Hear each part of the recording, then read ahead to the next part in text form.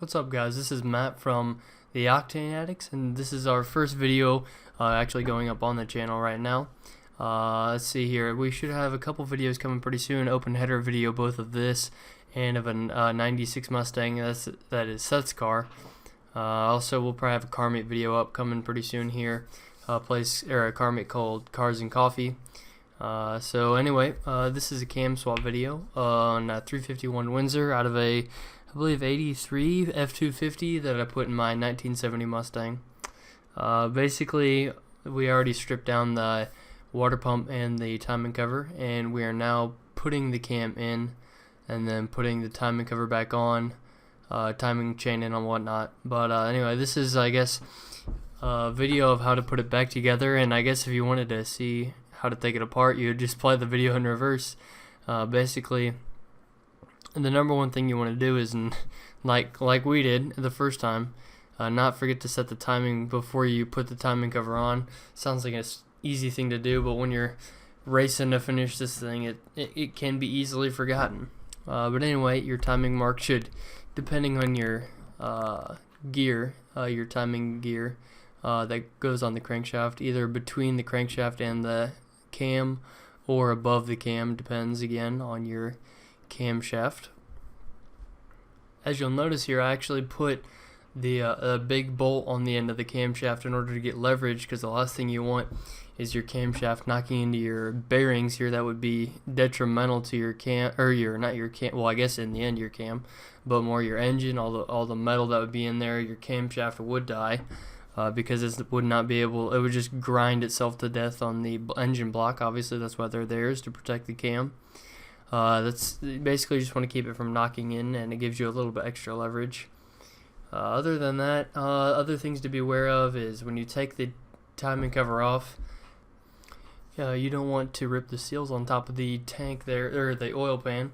That would be, again, it's really annoying. It's something that I did. It just happened. It was stuck there with our TV, and it ripped off on the driver's side. So I ended up dropping the pan and replacing that side.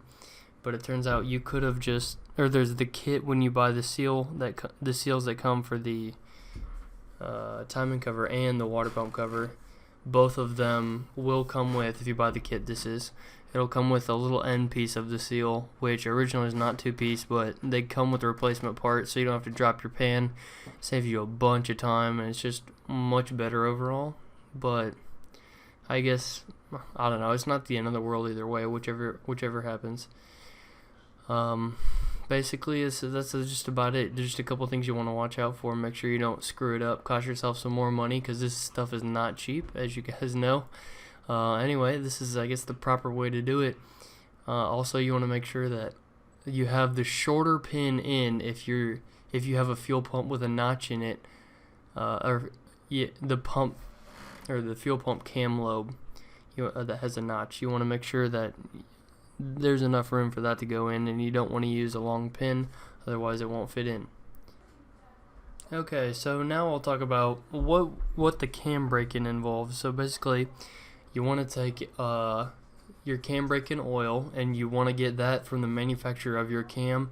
And I have a good story for all that, but I'll say what you need first. So you want to get your cam break-in lube from there. You want to use all of the jelly that they provide. Obviously, there's no reason to save any. You'll get more with the next cam on other engines. So, don't conserve oil, because, the lack of oil will kill the cam. And basically, you want to follow the instructions of the cam manufacturer as far as like what RPM to use, what duration. Mine was 30 minutes at 2,000 to 2,500 RPM. Basically, that's just sitting there and revving it. As you'll see in the video toward the end here, we have the footage of Seth and I breaking the cam in, and proof that we're not complete idiots. We can actually put a car together, or engine together, and it works pretty well. It sounds pretty nice. So I guess this is some sneak peek open header footage as well. So anyway, as far as the story goes, basically, the first cam I had in this engine when I built it the first time, it went great, worked fine. I took off the valve covers to do the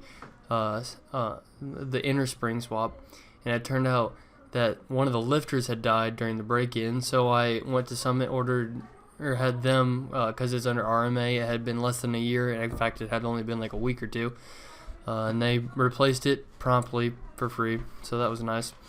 And then probably, I don't know, a month later, I hadn't driven it yet, it still has not been driven. It turns out the cam died. One of the lifters flattened, or not lift, or lobes. One of the lobes flattened on the exhaust side, so it was getting all kinds of backfire and sputter and whatnot. But it was not enough that you could tell physically by looking at the cam, but it was enough if you took and measured it. You could tell.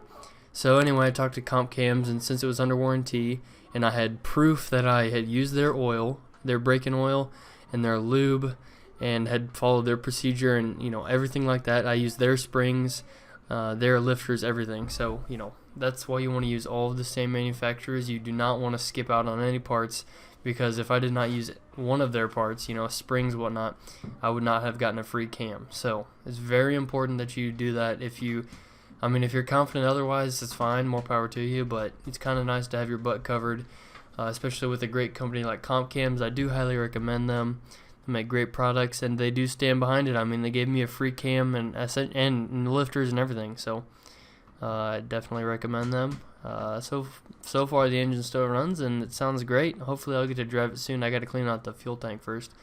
But anyway, this is Matt from Octane Addicts, and I guess I'll see you in the next one, hopefully soon.